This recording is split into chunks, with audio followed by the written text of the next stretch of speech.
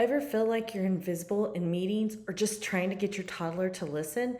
What if the secret to being heard isn't speaking louder, but it's telling better stories? In today's episode, I sat down with Dr. Danny Purcell. He's been called the Jim Carrey with a PhD, to talk about how moms can speak with confidence, communicate like a pro, and actually enjoy it, even if you never want to get on stage. We're breaking down storytelling tips, ditching perfectionism, and showing how your messiest parenting fail might actually be your most powerful message. So grab your coffee, hit play, and let's do this. Hey, Mama, welcome to Career Growth for Working Moms. If you're stuck in a job that doesn't fit or burning out trying to do it all, you're in the right place. I'm Shannon, a career coach and fellow working mom. Here, you'll get simple career strategies and strength-based leadership tips to help you grow with clarity and confidence. So grab your coffee or reheat it for the third time, and let's do this.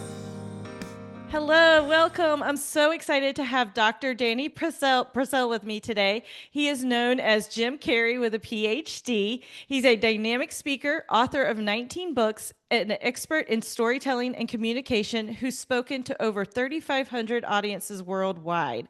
Beyond the stage, Danny brings something incredibly valuable to our listeners, a way to communicate with more confidence, share your story with impact, and stand out, whether you're in the boardroom, on a Zoom call, or at the dinner table teaching your kids resilience. Today, he's going to share how busy moms can help tap into their own storytelling and speaking power to grow their careers, get heard, and feel more confident without needing to be a public speaker. Danny, welcome to the show. I'm so excited to have you here. Thanks so much for that kind introduction, Shannon. More importantly, thanks for spreading some joy on the world. We need a lot more of you.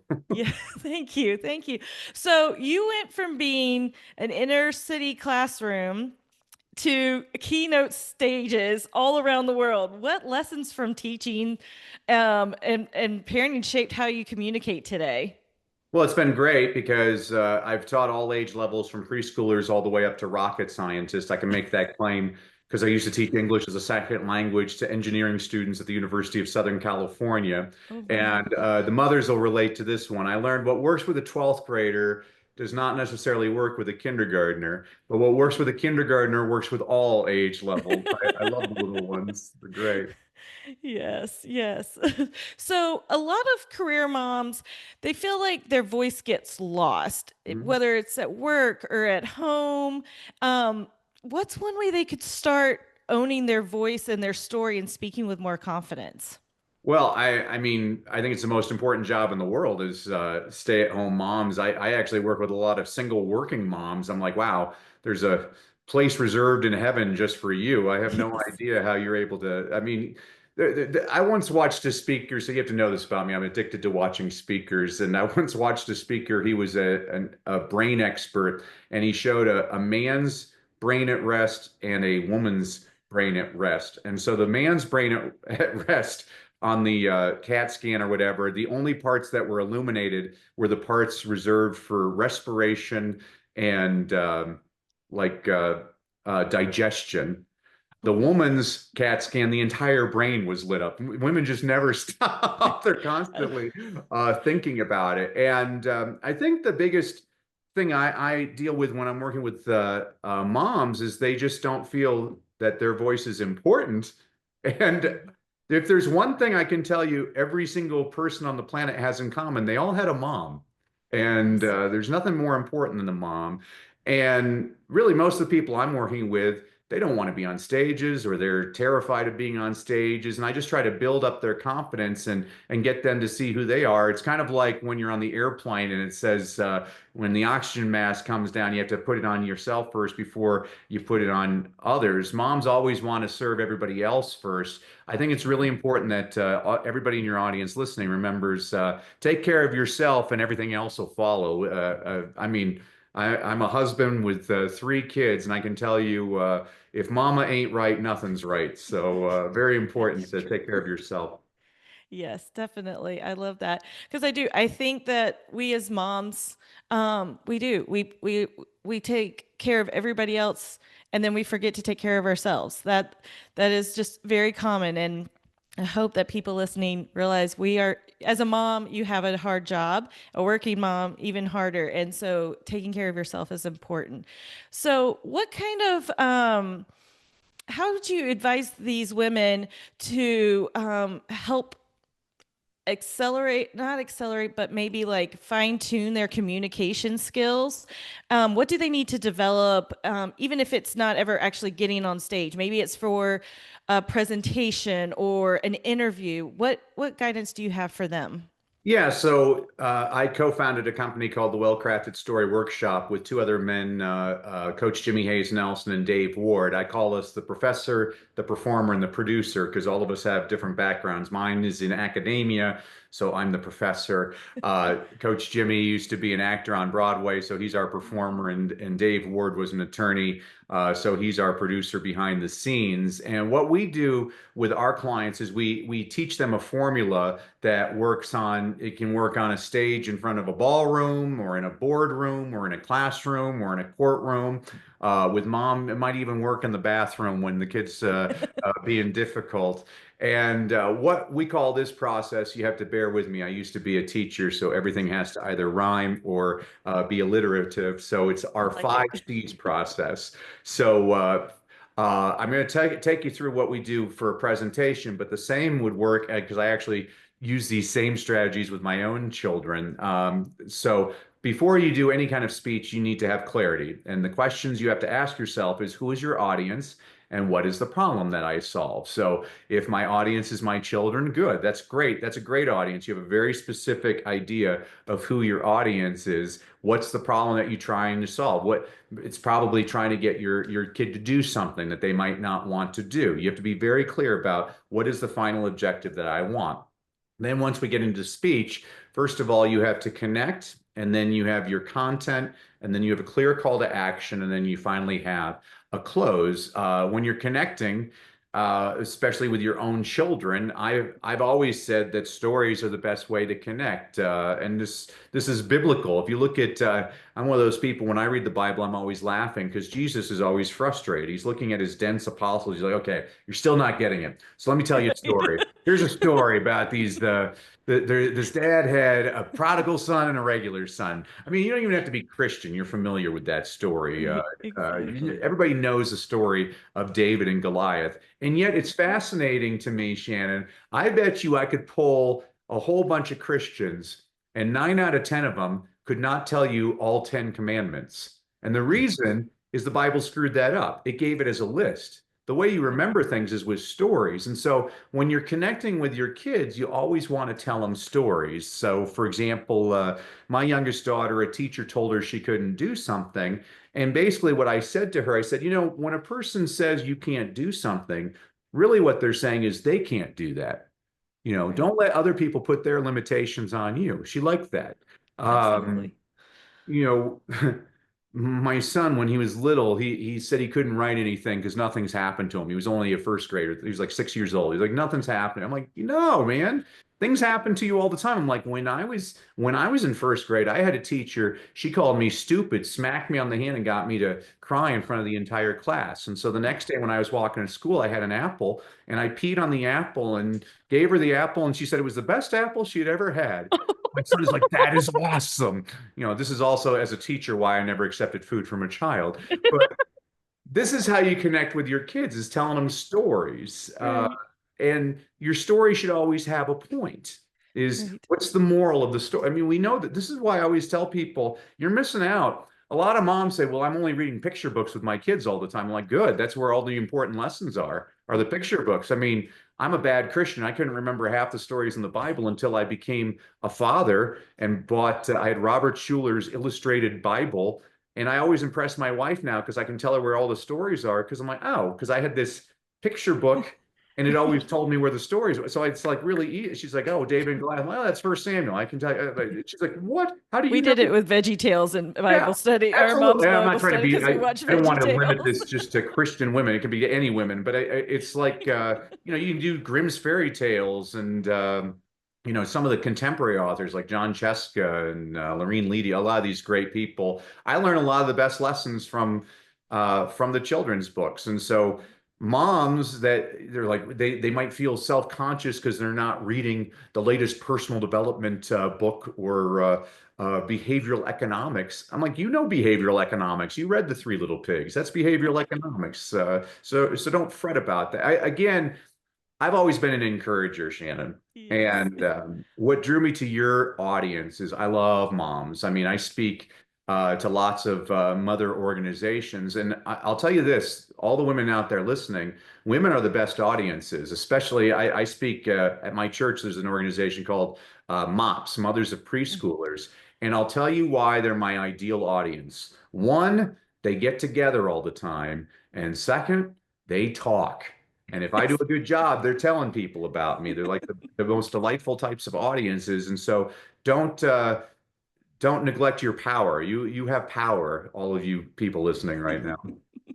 I love that. I ran mops for a couple years. Mops is great. I love I love it. mops. I love it. I started out, and the first day I walked in, I had a 6 week old, and someone just took her away out of my hands. I didn't hold her for 2.5 hours. I'm like, what is Oh, this? this is I need heaven. more of this in my life. I love it. um, so one of the other things that my listeners are struggle with sometimes are is imposter syndrome or perfectionism, especially when it comes around what they're speaking. Like if they're giving a presentation, perhaps they feel like they have to be something that they're not. What kind of mindset shift do you think that they should take in order to speak from a place of impact instead of fear? I'm a big believer in always turning what your perceived weakness is into a strength. So I watch lots of speakers. I watch politicians. I watch televangelists. I watch comedians. And comedians are actually really good at this. Kevin Hart is a little black guy. And so he makes a lot of jokes about being a little black guy. Jim Gaffigan's a big fat white guy. So he makes a lot of jokes about being a big fat white guy. Look at where the power is. They basically took what people would perceive as their weakness and turned it into their strength. It's no longer an issue. I mean, Roseanne Barr, when she started off as a comedian, I just thought she was the funniest woman ever. She had this nasally voice, and she's like, you ever get directions from a regular person and directions from a fat person? A regular person says you go up 3 blocks, you turn left, and my house is the fourth one on the right. You go to a fat person, they say you go up past the KFC and the McDonald's, you turn left at this. I mean, I'm just dying. And so how Yeah. I want everybody in your audience actually to understand me on this one because I work with some pretty magnificent people. They've done all these amazing things. I have a guy right now, he's a client from Saudi Arabia, and the guy's climbed the highest peak on all 7 continents. He did the Iditarod to the North Pole. He swam with sharks in Madagascar. And I look at him like, nobody can relate to you. Nobody in your audience has climbed Mount Everest. But everybody has had a kid that's peeing their pants on the kitchen floor. Everybody has, I mean, everybody's had that diaper. I mean, I once had I was actually speaking to all these women once, and they asked, how do you want to be introduced, Danny? I'm like, well, uh, introduce me this way. On Christmas Eve, my daughter, this is a long time ago, my daughter, she had just turned 1 and she swallowed a penny. And my wife was freaking out because this is our first child. You freak out about stuff like that on the first Oh, child. By the yes. third child, it doesn't matter. But the first child, uh, she's freaking out. I'm like, oh, she'll poop it out. Don't worry about it. And she's like, no, we got to call the Centers for Disease Control and all. Long story short, we have to go to the emergency room on Christmas Eve. We're there for like 6 hours. I should frame this X-ray. It's the greatest X-ray because you see a squirming body because she wouldn't sit still for the X-ray. And you see this translucent stomach with a very distinct circle in it because that's where the penny was. Right. And so the only way we could tell if, and basically the hospital said, wait till she poops it out, which is what I said to begin with. And so my wife gives me that responsibility. Every time there's a dirty diaper, I have to check the dirty diaper for the next 5 days to get the penny, to see if there's a penny. And so I'm doing this for 5 days. And finally, I find the penny. I come downstairs. I tell my wife, I'm like, oh, she pooped it out. And she's like, where's the penny? I'm like, I threw it out. She's like, you can't do that. We got to save that. It's like, it's like, I'm like, what? And so I'm going through this diaper bucket with all these dirty diapers, and so I that's how I had myself introduced at this conference, and it was great because this woman asked me, she's like, why didn't you just use a different penny? And I get really silent. I'm like, oh my goodness. my wife has trained me so well, the thought of lying to her didn't even pass through my brain. Well, I'm telling you that story because first of all, I like funny stories. We have too many misery. There's enough Me too. negativity in the world. I want to laugh a lot. But second Yes, of all, definitely. this is something I guarantee you, all the women in your audience, they can one up me. They have a better story than that. They have something even more ridiculous. Those are gold. I'm a big believer in that. Everybody thinks they have to have done magnificent things. I'm like, no, no, no, no. When you're speaking to audiences, your job is to connect with your audience. And when Mhm. you can get people laughing, nodding their heads, like, oh, I've been there. Oh, I got one that's even worse than that.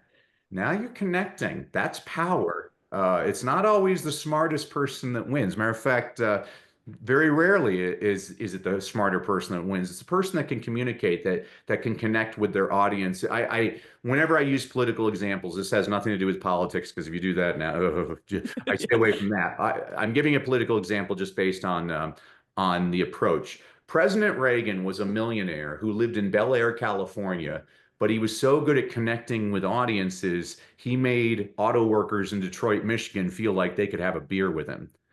That's power.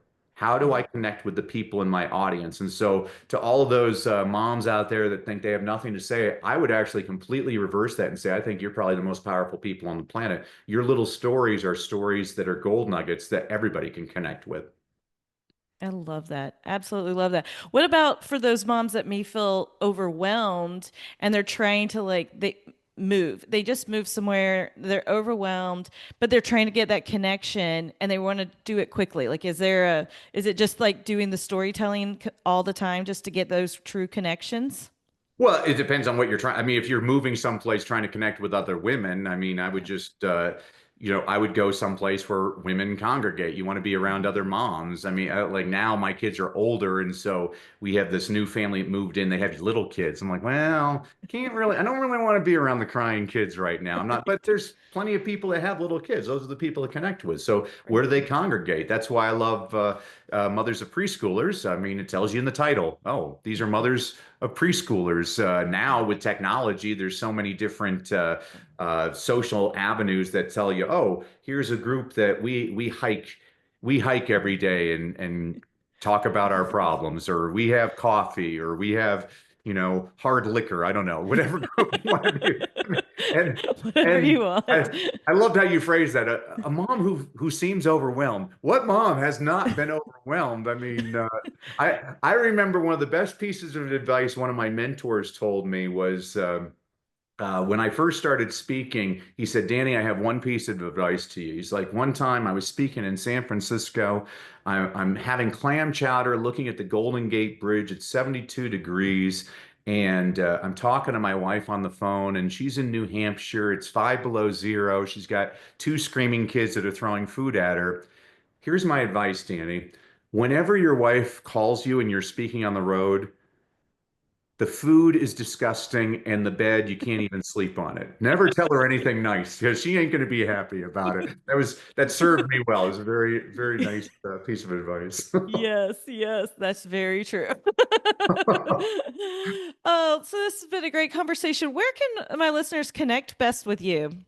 Well, as a thank you, Shannon, to you and your audience for having to endure me for 15 minutes, I wanted to give everybody a freebie. So if you go to freestoryguide.com, guide like a tour guide, freestoryguide.com, I'm going to give all of you your own well-crafted story blueprint. What this is the actual process I take clients through on how to create their own well-crafted presentation. What this does is it takes the guesswork out of where do I put the important things in my presentation and why do I put it in these different places? And what this means for you is the peace of mind that I have the ability to connect with any audience and get them to want to take the next step with me. You can get that at freestoryguide.com. And again, Shannon, whenever you need anything, I'm there for you. I love your audience. I love your mission, and you keep on doing it. Thank you all for all that you do. Thank you. And before we wrap up, I like to leave my listeners with one action step that they can take. So, what would you say a small speaking or storytelling tip that these career moms could take today to feel more heard and confident in her voice?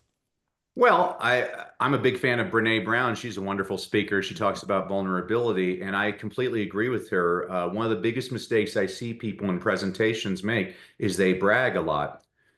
Here's my advice. I'm not going to give advice. I'm breaking my rule. I'm going to give you a strategy. Stop talking about your successes. Start talking about your failures because not everybody in your audience has succeeded, but they've all failed. And the more you share your own failures, the more your audience is going to see themselves in you. And that is where you find true connection. I love that because everybody does want to talk about all the good that they did and that they don't, but people relate to the failure. They really do. You're Absolutely. right. You are right. I love that advice. Well, thank you, Danny, so much for being here. I appreciate it. Thanks, Shannon. God bless. Hey, Working Mama, I hope you enjoyed today's episode. If so, would you take 30 seconds to share it with a friend who's stuck in her career but doesn't want to sacrifice her family to grow? Also, please leave a quick review on Apple Podcasts. It seriously lights me up to know this show is helping you navigate burnout, find clarity, and lead with confidence. All right, time to shut down my laptop and pretend I'm not hiding from folding that laundry. I'll meet you back here soon for another episode of Career Growth for Working Moms. You've got this.